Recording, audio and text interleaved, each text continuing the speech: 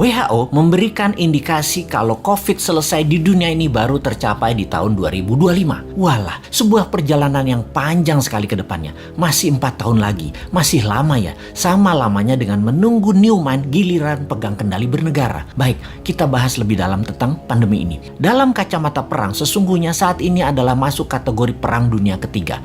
Perang dunia secara harafiah ya artinya ada musuh bersama. Musuh bersama saat ini adalah makhluk tak terlihat, makhluk kasat mata. Karena masuk kategori perang, maka pasti ada tumpah darah, ada casualties. Yang ujungnya ada yang menang, ada yang kalah. Karena masuk kategori perang, maka sesungguhnya strategi bernegara harus pakai war mode, strategi perang. Dalam strategi perang, jurusnya cuma satu, survival, harus hidup. Terlepas nanti perangnya kalah atau menang. Untuk hidup, kita lakukan apapun sekali lagi untuk tetap hidup. Apalagi sebuah bangsa yang harus tetap hidup. Apalagi sebuah negara yang harus tetap hidup.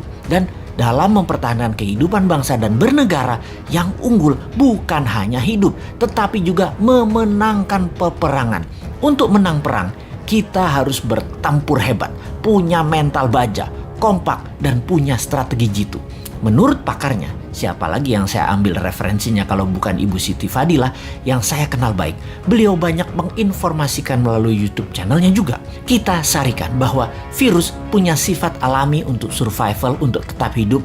Biasanya punya 3 periode mutasi. Mencontoh Spanish flu di awal abad 20-an. Gelombang pertama, gelombang kedua, gelombang ketiga, virus bermutasi. Seperti bola dilepas dari tangan. Pantulan pertama lebih tinggi. Pantulan kedua lebih rendah dan pantulan ketiga terendah. Virus pertama kekuatannya terlemah, gelombang kedua mulai menguat dan ketiga terkuat. Itu adalah hukum alam, dilihat dengan kacamata, disederhanakan. Lalu kita lihat strategi bernegara. Ada yang pakai vaksin solusinya, ada yang pakai imunitas, ada yang keduanya dikombinasi. Amerika di zaman Trump pakai cara yang terlihat kasar, yaitu membiarkan rakyatnya terpapar dengan cepat dengan niat agar herd immunity tercapai alami, juga dengan cepat karena yakin imunitas rakyat Amerika baik dan sistem kesehatan Amerika terbaik di dunia. Casualties atau korban perang di bawah 1,5% ternyata. Saat ini terdapat data bahwa 49% rakyat Amerika sudah terpapar dan punya imun sistem sendiri, dan suntik vaksin sudah mencapai 20% populasi, alias herd immunity sudah tercapai di Amerika saat ini. Vaksin tetap dilanjutkan.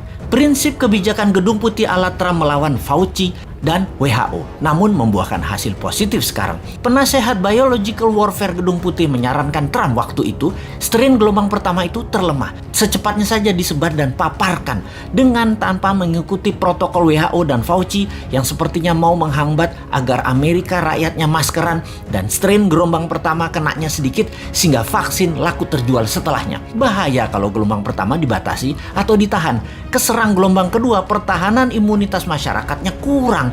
Jadi gelombang pertama lepas saja. Toh sarana kesehatan bagus. Itulah analisa dan strategi Gedung Putih di masa Trump yang terbukti tidak ada gelombang kedua di Amerika yang telak. Pada saat ini karena herd immunity tercapai, Amerika menang perang melawan COVID. Tiongkok pakai cara kedua, terbanyak pakai vaksin lokal produk mereka sendiri, di mana herd imunitas alami tercapai 20%, yang saat ini 40%-nya ini pakai vaksin, di mana 3 bulan lagi herd immunity di Tiongkok tercapai dengan vaksin lebih dari 60% populasi dan 20% natural imunitas. Tiongkok menang juga perang melawan COVID. Gelombang kedua ketika terlambat vaksin dipakai maka akan berat karena mutasi virus sudah lebih kuat.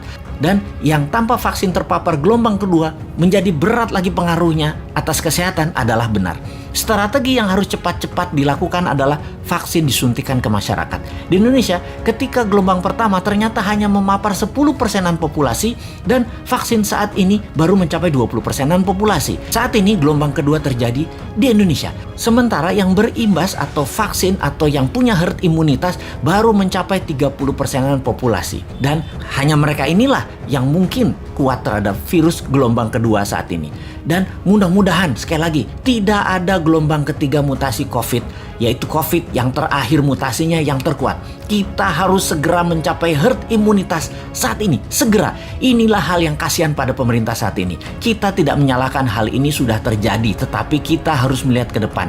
Sistem kesehatan kita belum sebaik negara maju. Imunitas vitamin, makanan masyarakat juga belum sebaik negara maju. Maka yang terbaik kita bantu pemerintah saat ini dengan PPKM-nya Jawa Bali, kita taat 100%. Diam di rumah selama 3 minggu, gunakan minimum movement selama 3 minggu, makan sehat, hidup sehat, baca buku, dan olahraga. Ini semua karena sudah kadung, dan kadung juga pemerintah beli vaksin banyak banget, sampai 400 juta katanya, untuk memvaksin seluruh rakyat Indonesia. Vaksin ini ada batas waktu, ada expiration date, jadi harus cepat-cepat. Pandemi, kalau penanganannya benar, sarana kesehatan baik, dan imunitas vitamin yang didahulukan, menurut Ibu Siti Fadila, dengan 50 juta vaksin cukup kok. Kecuali pesan banyak ini karena sekaligus jadi proyek pejabatnya. Ya walahu alam.